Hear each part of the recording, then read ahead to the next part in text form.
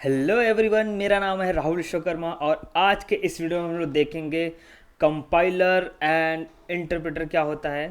Okay, so last के video में हम लोग ने देखा था मशीन लैंग्वेज क्या होता है, असेंबली लैंग्वेज क्या होता है और हाई लेवल लैंग्वेज क्या होता है।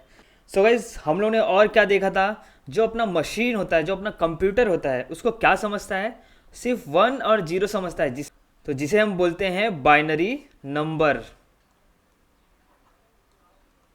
ओके, ना हुआ क्या था, जो अपना मशीन लैंग्वेज था उसके अंदर कुछ लिमिटेशंस थी।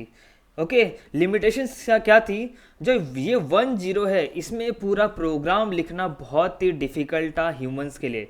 ओके, ह्यूमन रीडेबल नहीं था। अगर इसमें प्रोग्राम लिखा जाता था तो इसके लिए बहुत ज़्यादा टाइम लगता था। तो इसलिए ह्यूमंस ने क्या किया, एक दूसरा लैंग्वेज बनाया जो ह्यूमंस रीड कर सके एंड राइट कर सके। उसे हमने बोला असेंबली लैंग्वेज, राइट। और उसके बाद बट असेंबली लैंग्वेज भी इतना ज़्यादा ह्यूमन रीडेबल एंड राइटेबल नहीं था। सो ह्यूमंस ने क्या किया, उसको और एडवांस किया और बना डाला high level language. Okay, now यहाँ पे एक प्रॉब्लम था।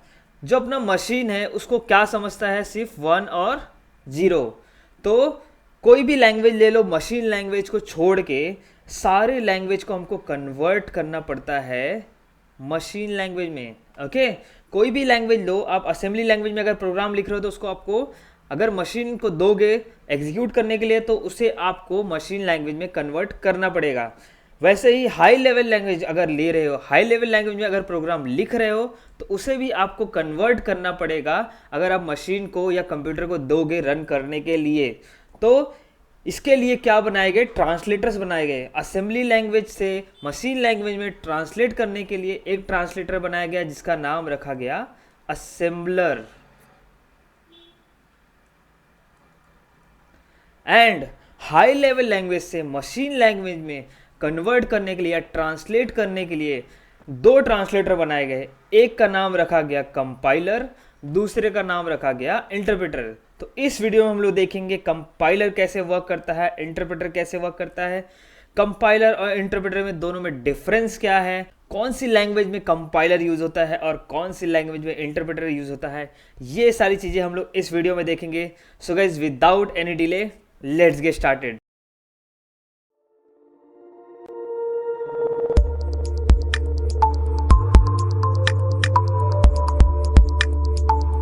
सो गाइज, मैंने यहाँ पे एक डायग्राम बना रखा है आपके लिए ताकि आपको कंपाइलर और इंटरप्रेटर कैसे वर्क करता है वो प्रॉपरली समझ में आ जाए। तो ये डायग्राम मैं आपको पहले एक्सप्लेन कर देता हूँ कि हर एक चीज़ जो मैंने यूज़ की है उसका मतलब क्या है। ओके, तो ये जो दिख रहा है आपको, ये हो गया आपका प्रोग्राम। तो ये प्रोग्राम आप चाहिए तो C++ ले लो, सी ले लो, पाइथन ले लो, जावास्क्रिप्ट, जितने भी लैंग्वेज है उसमें आप लिख सकते हो। तो प्रोग्राम कोई भी आप हाई लेवल लैंग्वेज में लिख सकते हो, क्योंकि ये जो कंपाइलर और इंटरप्रेटर है ये किस में वर्क करते हैं, हाई लेवल लैंग्वेज में। तो ये जो प्रोग्राम है आप कोई भी हाई लेवल लैंग्वेज में आप कंसीडर कर सकते हो कि उसमें लिखा गया है, राइट। तो मैं यहाँ पे अभी प्रोग्राम में डिटेल में नहीं जाऊँगा कि कौन सा प्रोग्राम हम लोग यहाँ पे बात कर रहे हैं। तो यहाँ पे ये क्या मान लो, ये आपका प्रोग्राम है, ये आपका सोर्स कोड है, राइट ना। ये हो गया कंपाइलर, जिससे हम लोग क्या करेंगे, अपने सोर्स कोड को ट्रांसलेट करेंगे किस में, मशीन कोड में। ओके, और उसके बाद ये जो डायग्राम दिख रहा है इसका मतलब हो गया एग्जीक्यूशन। ओके, ये डायग्राम मतलब क्या हो गया, प्रोग्राम का एग्जीक्यूशन। सिर्फ इतना समझ के रखो, आगे मैं बताता हूँ आपको बाकी इसका काम क्या है। तो सेम यहाँ पे भी इंटरप्रेटर में भी ये तुम्हारा प्रोग्राम हो गया, उसे हम इंटरप्रेटर के थ्रू ट्रांसलेट करेंगे, उसके बाद उसे हम एग्जीक्यूट करेंगे, राइट।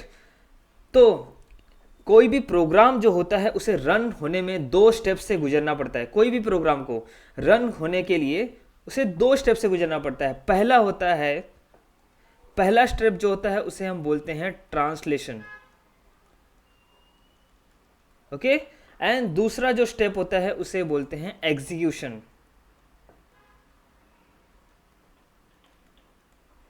तो कोई भी प्रोग्राम ले लो, उसे हमेशा 2 स्टेप से गुजरना पड़ता है। पहला हो गया उसको ट्रांसलेशन, दूसरा हो गया एग्जीक्यूशन। ओके, तो आप कंपाइलर से अगर कोई भी प्रोग्राम रन कर रहे हो तो उसे भी 2 स्टेप से गुजरना पड़ेगा। अगर कोई भी प्रोग्राम आप इंटरप्रेटर से रन कर रहे हो तो उससे भी 2 स्टेप से गुजरना पड़ेगा। सो गाइज ये दोनों पॉइंट याद रखना, मैं बार बार इसी को यूज़ करूंगा, एक ट्रांसलेशन और एग्जीक्यूशन, ये 2 चीज़ मैं हमेशा यूज़ करूंगा। तो अब मैं आपको बताता हूँ कंपाइलर कैसे काम करता है और इंटरप्रेटर कैसे काम करता है। तो जो कंपाइलर होता है वो क्या करेगा, आपके प्रोग्राम को लेगा, आपके सोर्स कोड को लेगा, तो पूरे सोर्स कोड को एक साथ लेगा और एक साथ उसे ट्रांसलेट करेगा मशीन लैंग्वेज में। बट इंटरप्रेटर क्या करता है, आपका जो प्रोग्राम है उसमें पहली लाइन पढ़ेगा, उसको ट्रांसलेट करेगा, फिर उसको एग्जीक्यूट करेगा। फिर उसके बाद इंटरप्रेटर क्या करेगा, दूसरी लाइन लेगा, उसे ट्रांसलेट करेगा, फिर उसे एग्जीक्यूट करेगा।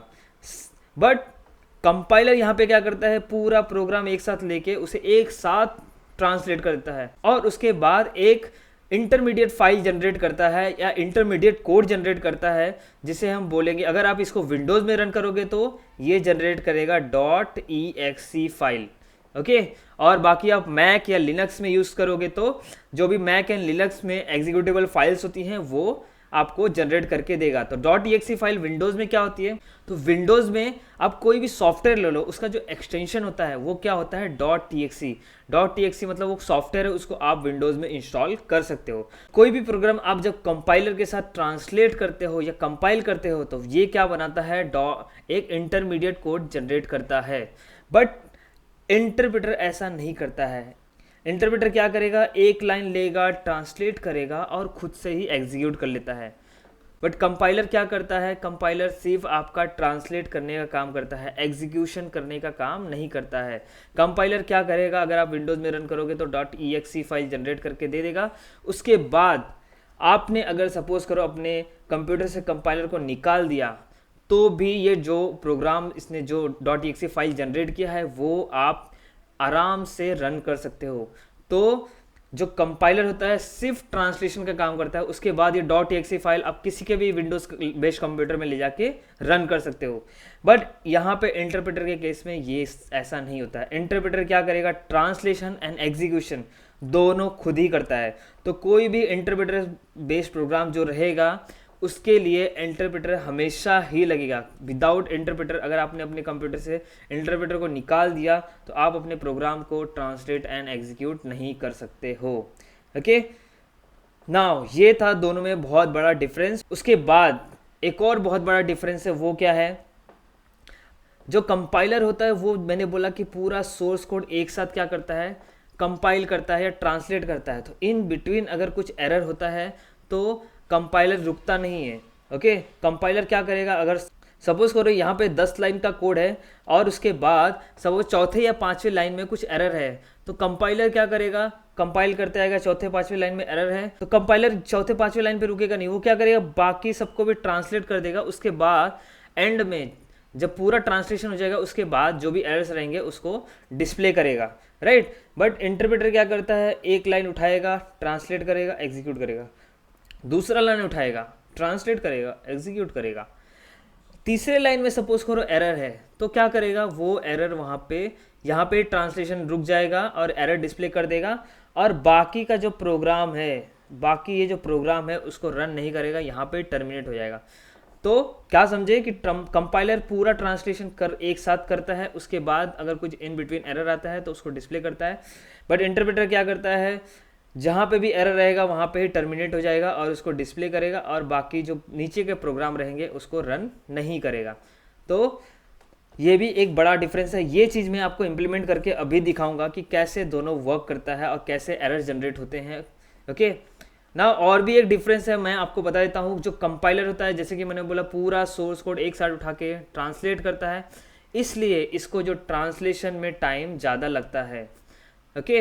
बट इंटरप्रेटर क्या करेगा, एक लाइन लेगा, उसको ट्रांसलेट करेगा, दूसरा लाइन लेगा, उसको ट्रांसलेट करेगा। तो इंटरप्रेटर को एक लाइन ट्रांसलेट करने में बहुत ही कम टाइम लगता है। तो इसलिए कंपाइलर में ट्रांसलेशन स्लो होता है और इंटरप्रेटर में ट्रांसलेशन फास्ट होता है। लेकिन जो आपका कंपाइलर होता है उसमें एग्जीक्यूशन, ये क्या होगा, एग्जीक्यूशन मतलब जब आप प्रोग्राम को रन कर रहे हो तो एग्जीक्यूशन फास्ट होता है कंपाइलर में। क्यों? क्योंकि कंपाइलर ने क्या किया, पूरा सोर्स कोड एक साथ क्या कर दिया है, उसने ट्रांसलेट करके रख दिया है, अब आप उसको कहीं पे भी एग्जीक्यूट करो, विदाउट कंपाइलर भी आप उसको एग्जीक्यूट कर सकते हो, तो उसमें बिल्कुल भी टाइम नहीं जाएगा, क्योंकि पूरा सोर्स कोड उसने ट्रांसलेट कर दिया, ट्रांसलेशन का काम खत्म हो गया है, अब एग्जीक्यूशन बहुत ही फास्ट हो जाएगा।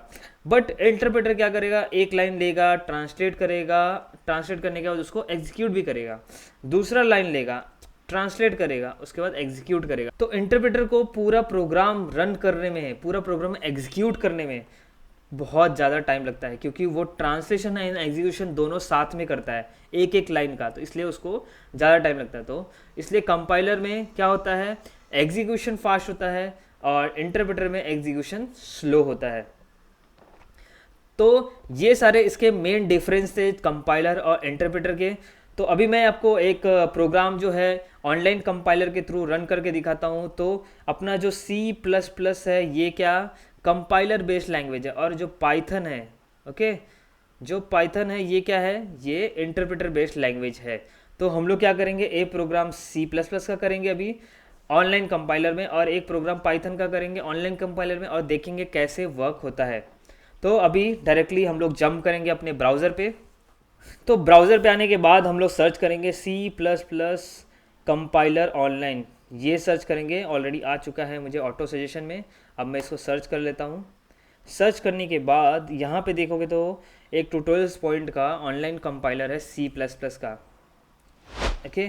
तो ये यहाँ पे देखोगे तो एक C++ का एक छोटा सा प्रोग्राम लिखा हुआ है, बहुत ही छोटा सा है। तो मैं एकदम डीप में नहीं जाऊँगा कि ये सारी चीज़ें हैं क्या, ओके। ये चीज़ें मैं आपको आगे एक्सप्लेन करूँगा कि कैसे वर्क होता है, ये सारी चीज़ें हम लोग डिटेल में एकदम देखेंगे कि हर एक का मीनिंग क्या होता है। यहाँ पे सिर्फ आपको फोकस करना है ये सी आउट पे। तो सी आउट क्या करेगा, यहाँ के सी आउट में देखोगे तो यहाँ पे जो भी लिखा रहेगा उसको यहाँ पे प्रिंट करेगा, राइट। एंड यहाँ पे हम लोग क्या यूज़ कर रहे हैं, C++ कंपाइलर, और ये क्या करेगा, कंपाइल एंड एग्जीक्यूट साथ में करेगा, क्योंकि ये ऑनलाइन कंपाइलर है। तो जो मैंने बोला था कि कंपाइलर जो है इंटरमीडिएट कोड जनरेट करता है, तो यहाँ पे वो सब चीज़ें बिहाइंड द सीन हो रही है, पीछे हो रही है, कंपाइलर के पीछे वो सब चीज़ें लिखी गई है। तो ये सारी चीज़ें हम लोग डिटेल में देखेंगे। .exe फाइल मैं आपको जनरेट करके दिखाऊंगा आगे के वीडियो में, तो उसका टेंशन नहीं लेना है, आपको कंफ्यूज नहीं होना है, ओके। तो अभी यहाँ पे सी आउट क्या करेगा, जैसे मैंने बोला प्रिंट करने का काम करेगा। तो मैं यहाँ पे देखोगे तो इसको एग्जीक्यूट करके आपको दिखाता हूँ। सी आउट जैसे मैंने यहाँ पे रन किया तो यहाँ पे देखोगे क्या प्रिंट हो गया, हेलो वर्ल्ड, ओके। नाउ अभी मैं क्या करता हूँ, इसको कॉपी कर लेता हूँ, राइट, और इसको एक और बार कॉपी कर लेता हूँ, और इसको थोड़ा फॉर्मेटिंग सही कर लेता हूँ।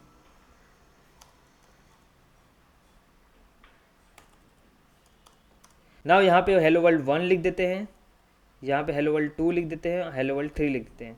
अब मैं इसको एग्जीक्यूट कर देता हूँ ताकि कुछ एरर रहे तो पता चल जाए। तो यहाँ पे देखोगे तो तीनों सक्सेसफुली प्रिंट हो चुका है ना। उसके बाद क्या होगा, मैं क्या करता हूँ, यहाँ पे सेकंड में जो है ना सी आउट का टी निकाल देता हूँ।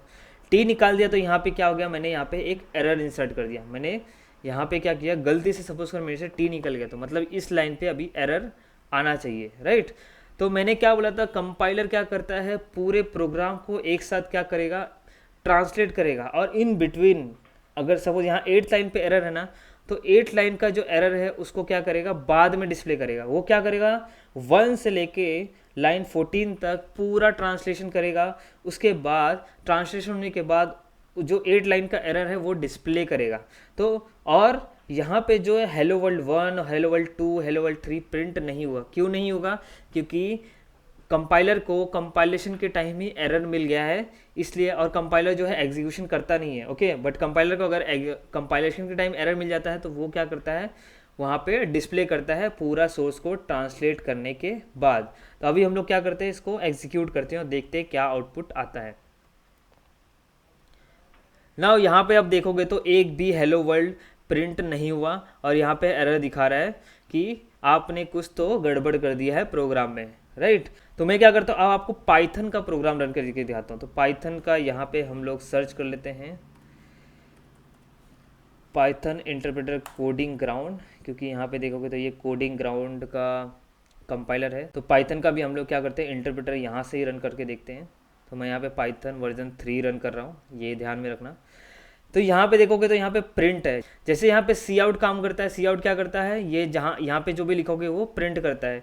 तो यहाँ पे प्रिंट भी वही करता है, इस ब्रैकेट में जो भी लिखोगे वो यहाँ पे प्रिंट करेगा। तो अब मैं क्या करता हूँ, इसको एग्जीक्यूट करके आपको दिखा देता हूँ कि कैसे। यहाँ पे देखोगे तो हेलो वर्ल्ड आ चुका है। नाउ सेम जैसा मैंने वहाँ किया था, यहाँ पे हेलो वर्ल्ड 3 बार कॉपी पेस्ट कर लेते हैं। उसके बाद लिख देता हूँ यहाँ पे हेलो वर्ल्ड 1, यहाँ पे लिखता हूँ हेलो वर्ल्ड 2 एंड यहाँ पे हेलो वर्ल्ड 3। ओके, अब मैं क्या करता हूँ, इसको एग्जीक्यूट कर लेता हूँ ताकि कुछ एरर रहे तो हमको पता चल जाए। तो यहाँ पे परफेक्टली ये रन हो रहा है। तो इसके बाद मैं क्या करता हूँ, ये जो लाइन नंबर 4 है, यहाँ का जो प्रिंट का टी है वो निकाल देता हूँ, यानी कि यहाँ पे मैंने एक एरर इंसर्ट कर दिया, राइट। बट पाइथन जैसे मैंने बोला कि ये इंटरप्रेटर बेस्ड लैंग्वेज है, राइट। तो इंटरप्रेटर क्या करेगा, पहले ये वाला लाइन लेगा, उसको ट्रांसलेट करेगा और इंटरप्रेटर उसको एग्जीक्यूट भी करेगा। इंटरप्रेटर क्या करता है, ट्रांसलेशन और एग्जीक्यूशन दोनों साथ में करता है। तो इंटरप्रेटर क्या करेगा, इस लाइन को लेगा, ट्रांसलेट एंड एग्जीक्यूट करेगा, तो हेलो वर्ल्ड 1 यहाँ पे प्रिंट हो जाना चाहिए। उसके बाद इंटरप्रेटर सेकेंड लाइन पे आएगा, राइट। सेकेंड लाइन पे आएगा, यहाँ पे इसको ट्रांसलेट करते टाइम ही दिख जाएगा कि भाई प्रिंट का तुमने टी गायब कर दिया है, कुछ तो यहाँ पे लोचा है। ओके, तो ये क्या करेगा, यहाँ से ही प्रोग्राम को पूरा टर्मिनेट करेगा और ये जो एरर है वो डिस्प्ले करेगा। तो टर्मिनेट करने का मतलब क्या हुआ, जो ये थर्ड वाला प्रिंट है वो भी ट्रांसलेट और एग्जीक्यूट नहीं करेगा। तो आउटपुट में सिर्फ क्या आएगा, हेलो वर्ल्ड 1 प्रिंट होगा और इसके बाद कुछ तो एरर का मैसेज आएगा। तो हम लोग अभी एग्जीक्यूट करते हैं इसको। यहाँ पे देखो हेलो वर्ल्ड 1 प्रिंट हुआ और उसके बाद कुछ तो एरर का मैसेज दिया कि भाई तुमने प्रोग्राम में कुछ तो लोचा कर दिया है, राइट। तो ऐसे इंटरप्रेटर एंड कंपाइलर वर्क करता है। सो गाइज आई होप आपको समझ में आ गया रहेगा कंपाइलर और इंटरप्रेटर का डिफरेंस क्या है, राइट।